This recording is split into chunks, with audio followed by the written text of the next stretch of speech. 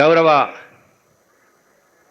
పాలమూరు ముద్దుబిడ్డ, నల్లమల్ల ముద్దుబిడ్డ గౌరవ ముఖ్యమంత్రి రేవంత్ రెడ్డి గారు, డిప్యూటీ సీఎం పెద్దలు బట్టి విక్రమార్క గారు, సహచర మంత్రివర్గ సభ్యులందరికీ, శాసన సభ్యులందరికీ, వేదిక పైన ఉన్నటువంటి ఇతర ప్రజాప్రతినిధులందరికీ, అధికారులందరికీ, ఇక్కడికి విచ్చేసినటువంటి రైతు సోదరులకు, అన్నదమ్ములకు, అక్కజలందరూ కూడా, మీడియా మిత్రులందరూ కూడా ఈ శుభ సందర్భంలో మీ అందరికీ హృదయపూర్వక నమస్కారం తెలియజేస్తా ఉన్నాం. ఇది చాలా గొప్ప కార్యక్రమము. తరతరాల నుంచి అడవులకే పరిమితై ఆకలి బాధలతో, అప్పులతో ఉన్నటువంటి గిరిజన సోదరులందరికీ గౌరవ ముఖ్యమంత్రి రేవంత్ రెడ్డి గారు పెద్ద మనసుతోటి మరి ఈనాడు ఫారెస్టులో ఉన్నటువంటి భూములకు కరెంటు డిపార్ట్మెంట్ ద్వారా కూడా లైన్ చేయాలన్నా, స్తంభాలు బాతాలన్నా, వైర్ లాగాలన్నా రకరకాల ఇబ్బందులు ఉండేది.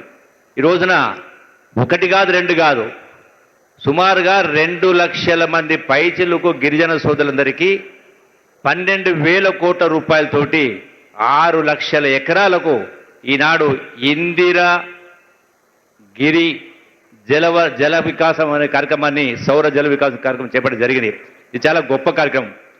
గతంలో పాలకులు గొప్ప గొప్ప మాటలు చెప్పిండ్రు, సప్లైన్ అని చెప్పిండ్రు, ఎస్సీలకు, ఎస్టీలకు, ఇతరులకు సప్లైన్ చెప్పి ఒకవేళ నిధులు ఖర్చు కాకపోతే మరుసటి సంవత్సరానికి క్యారీ ఓవర్ చేస్తామని చెప్పడం జరిగింది.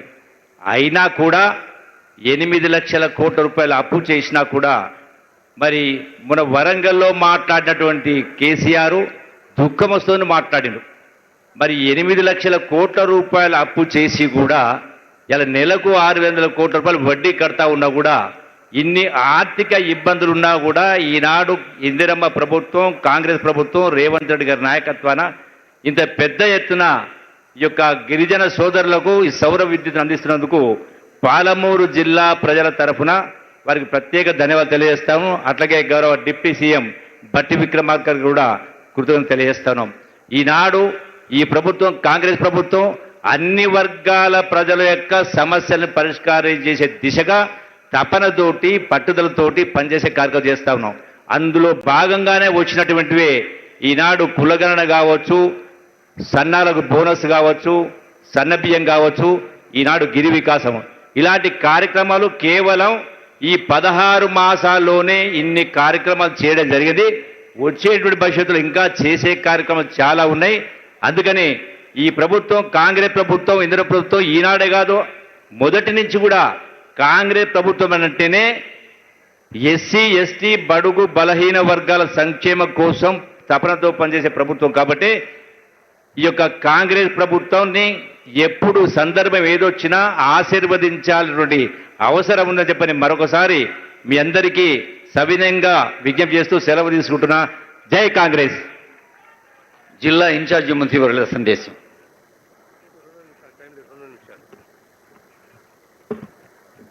సభాధ్యక్షులు, స్థానిక శాసనసభ్యులు వంశీకృష్ణ గారు,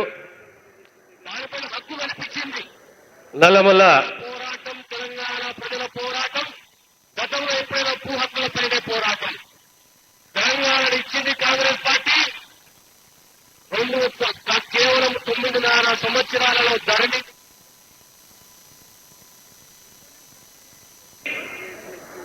రెవెన్యూ చట్టాన్ని తీసుకొచ్చి పేదవాని భూములపైన హక్కులు కోల్పోయేటట్టు అభద్రతకు గురి చేసిన చరిత్ర టీఆర్ఎస్ది. మళ్ళీ ఈనాడు తిరిగి భూభారతిని తీసుకొచ్చి మీకు అప్పీలు వ్యవస్థను ఏర్పాటు చేసి గ్రామ స్థాయిలో అధికారులను ఏర్పాటు చేయబోతున్నాము. దాని ద్వారా పేదవానికి ఎలాంటి ఇబ్బంది కలగకుండా మీ భూములను పరిరక్షించే దిశగా ఈ భూభారతి చట్టాన్ని తీసుకురావడం జరిగింది. అదే రకంగా దళితులకు సంబంధించి గత 30 సంవత్సరాల నుంచి వర్గీకరణ కావాలంటే ఈ కులాలకు వ్యతిరేకం కాదు. ఇది దళితులలో, ఎస్సీలలో సమన్యాయము, సమధర్మము, సామాజిక న్యాయం ఉండాలనే ఉద్దేశంతో ఈరోజు మొదటిసారి గత సుప్రీంకోర్టు తీర్పు వచ్చిన తర్వాత తెలంగాణ రాష్ట్రము మొదటి రాష్ట్రము వర్గీకరణ చేసిన చరిత్ర కాంగ్రెస్ ప్రభుత్వానిది. ఇలా పేదవానికి సన్నబియ్యం ఇస్తున్న చరిత్ర కూడా కాంగ్రెస్ ప్రభుత్వాన్ని.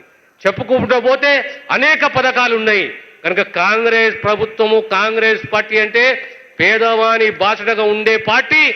అందు గురించి ప్రతిసారి మన పెద్దలే గాని మనమే గాని ఇందిరమ్మని ఎప్పుడు మర్చిపోకూడదు. మళ్ళీ ఈ పథకం కూడా ఇందిరమ్మ పేరు మీద అందిస్తున్నాము. ఈ పథకం విజయవంతంగా ముందుకు సాగుతుంది. మీ అందరి సహకారం ఆశీస్సులు ఉండాలని తెలియజేస్తూ నేను సెలవు తీసుకుంటాను.